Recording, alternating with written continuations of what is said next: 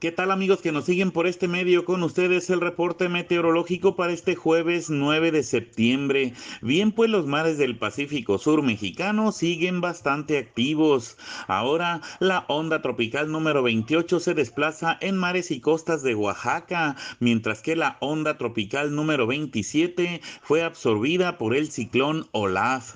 También se observa en los mares de Guerrero y Oaxaca una zona de inestabilidad atmosférica que pudiera gestar otro ciclón en unos 4 o 5 días más. Por lo pronto, lo más relevante en asuntos atmosféricos es la evolución de la tormenta tropical Olaf que tenemos enfrente de la bahía. Este se localiza a poco más de 240 kilómetros al oeste del faro de Cabo Corrientes o a 330 kilómetros al sureste de Cabo San Lucas. Lleva vientos sostenidos de 100 kilómetros por hora, ya muy cerca de ser huracán. Se espera que esto suceda hoy en horas vespertinas y se mueve al nor-noroeste a 9 kilómetros por hora, una velocidad algo lenta. De continuar con este rumbo, estaría rozando o impactando a Cabo San Lucas. Por tal razón, el gobierno mexicano cambia la advertencia de tormenta tropical a efectos de huracán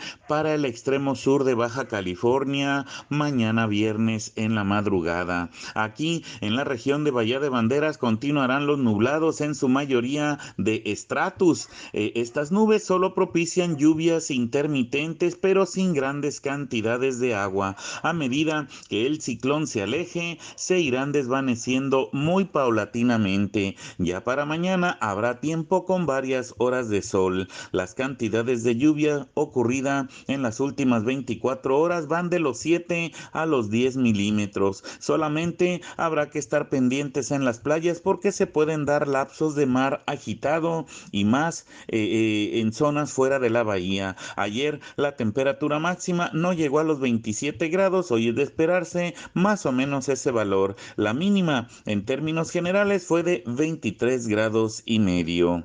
De momento eso es todo. Estamos al pendiente.